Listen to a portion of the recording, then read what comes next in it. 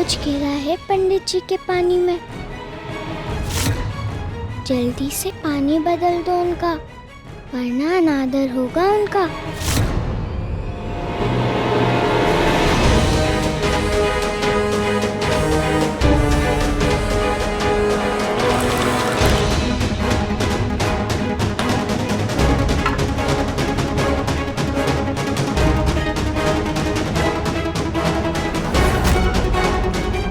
मलिक, मलिक, बहराम जी घर में कहीं नहीं है। कमरे, बाग, बगीचे सब जगह छाल मारे। चुप एकदम। हाँ, पंडित जी के सामने कुछ मत भूलना, नहीं तो नाक तो कटेगी हमारी, गर्दन भी शर्म से झुक जाएगी। क्या पता नाराज होके एकादशी महापूजा का सम्मान किसी और को ना दे दे। बहू की खबर तो हम लेंगे, इस बार ऐसा दंड देंगे उसे कि जीवन भर याद रखेगी।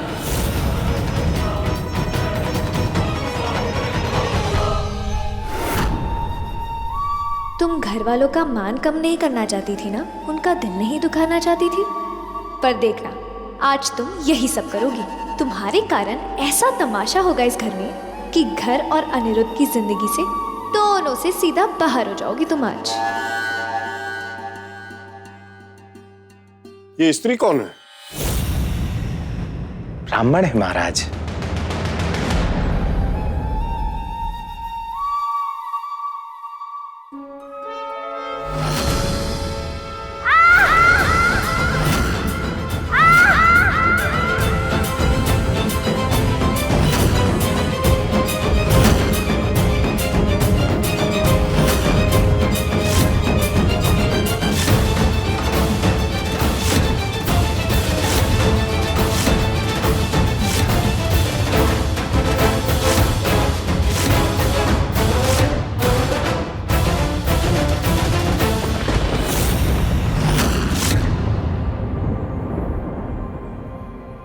तुमने तो कहा था कि ये लड़का है यजमान, लेकिन ये तो लड़की है।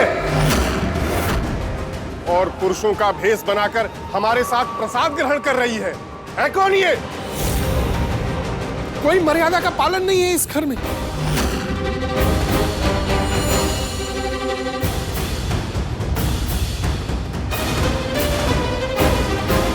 मैं बहू हूँ इस घर की, वंदिता। जोड़कर विनती है मेरी, भोजन से मत उठिए। ये घर की बहू है?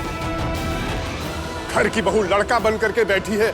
ये सब देखकर निवाला गले से उतरेगा क्या हमारे? आखिर करना क्या चाहती है आपकी बहू?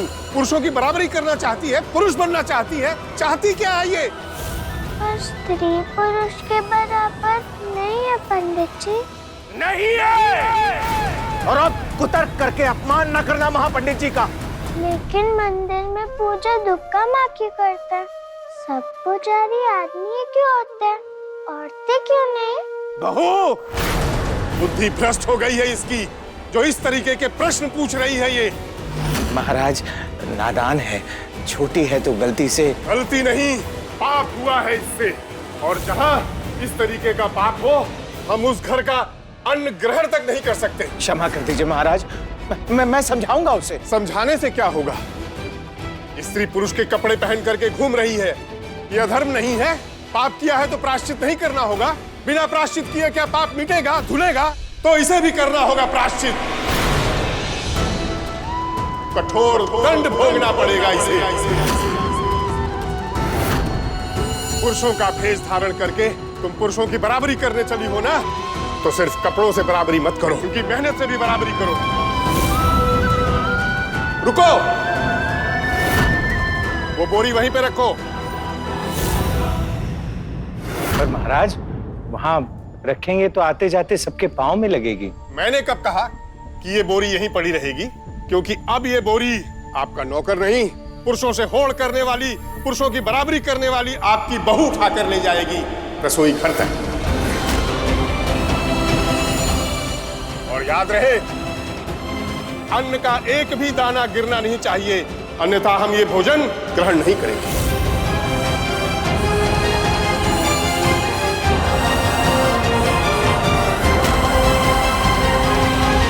पर बहुत भारी हो गई है तो। पुरुषों की बराबरी करने से पहले ये नहीं सोचा? अगर दंड नहीं लेना है तो ये कह दो कि लड़की कभी नहीं बराबरी कर सकती पुरुषों की। अब या तो दंड भुगतो या करो हमारा अपमान। ना ना ना ना महाराज, ऐसा ना कहें। ब्राह्मणों का अपमान किया तो ये पूरा परिवार नरक की आग में ना जलेगा। महाराज, सदियों से कमाई हुई इज्जत पल में खाक हो जाएगी। मैंने कहा था हमारे कारण कोई भोजन नहीं छोड़ना चाहिए। आपको भी भोजन नहीं छोड़ने दूंगी मैं। तुम ये दंड भुगतोगी ना बहू? सिर पे ब्राह्मण अपमान के पाप का बोझ जो चढ़ेगा उससे तो हल्का ही होगा इस बोरी का बोझ। और याद रखो, ईश्वर तुम्हारे साथ है, वो तुम्हें शक्ति देगा। तुम्हारी दुर्बुद्धि सद्बुद्धि में बदल जाए, यही तो चाहती हो ना तुम भी? बढ़ो आगे बहू, करो अपने पाप का प्रायश्चित। एक बात अच्छे से समझ ले बेटा, विवाह के बाद हर लड़की को अपना सब कुछ छोड़कर अकेले ही जाना होता है। सब संस्कार अपनाने होते हैं ससुराल के। देख बॉन्दिता, तू मेरी बहुत अच्छी बच्ची है। वैसे ही तुझे एक अच्छी बहू और अच्छी पत्नी बनना होगा।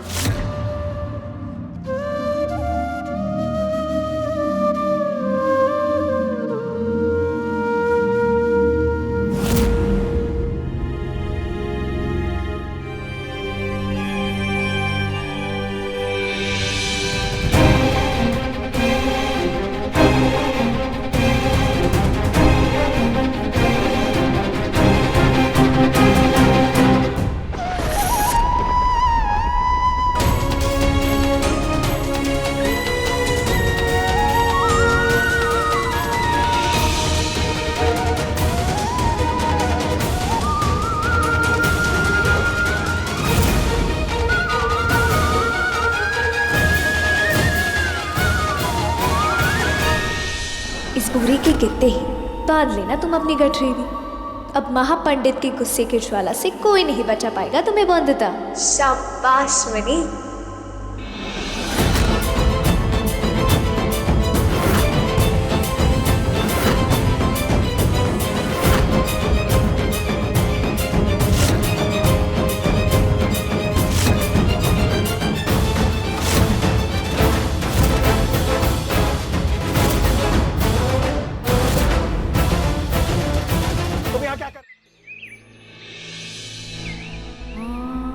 विलायती बाबू का दिल सच में इतना बड़ा है कि आपकी बेटी के बिस्तर गीले करने की बीमारी भी सह ले।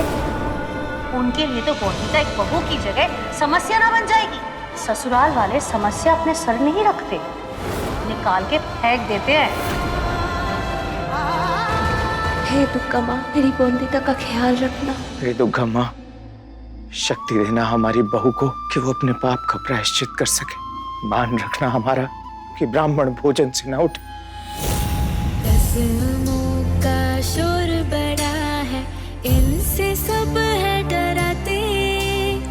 ऐसी एक मशाल जला के भेद मिट जाए सारे। थाम कर मेरे हाथ को कदम संग बढ़ा ले।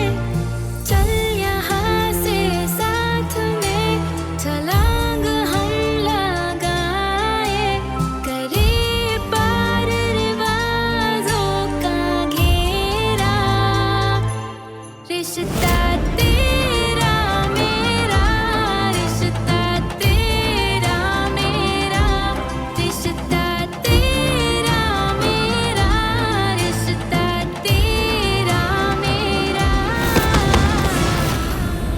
आपका प्रायश्चित हो जाए और बुद्धिहीन को सबक मिल जाए, हमारा यही उद्देश्य था।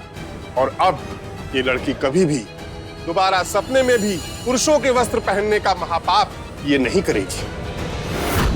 ऐसा समझाया है आपकी बहू को मैंने कि पुरुषों की बराबरी तो दूर, पुरुषों के बारे में सोचने से भी डरेगी वो। स्त्री पुरुष के कपड़े पहने तो इसमें कौन सा पाप है? क्या अधर्म क्या है इसमें पंडित जी? अगर बात सबक सिखाने की है तो सबक मुझे सिखाइए। बॉन्दिता ने पुरुषों के कपड़े इसीलिए पहने क्योंकि मैंने उसे कहा था। अनिरुद्ध, रोहित चौधरी ने कहा था उसे।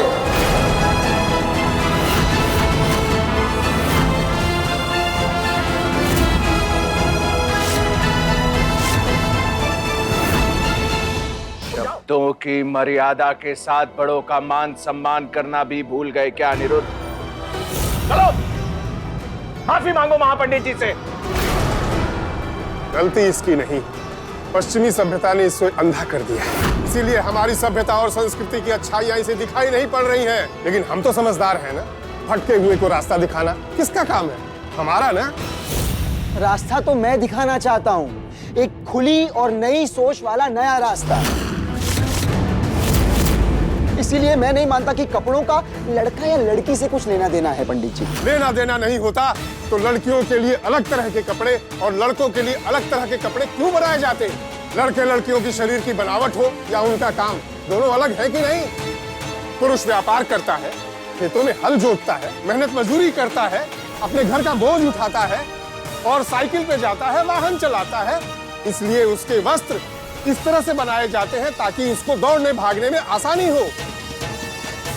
मैं आपका ये तर्क नहीं मानता। क्यों? औरतें खेतों में काम नहीं करती? घर संभालने के लिए भागती दौड़ती मेहनत मशक्कत नहीं करती क्या औरतें? रहने दीजिए, बात अभी कपड़ों की हो रही है तो कपड़ों की ही करते हैं। आपने क्या कहा? कपड़े काम के अनुसार पहनने चाहिए, यही ना? इसीलिए मैंने बौंदिता को बटुक के कपड़े जानबूझकर पहना है। जानबूझकर? अरे बुद्धि घास चरने भेजती है क्या तुमने अनिरुद्ध? ऐसा क्या काम पड़ गया तुम्हें? योग करा रहा था काका।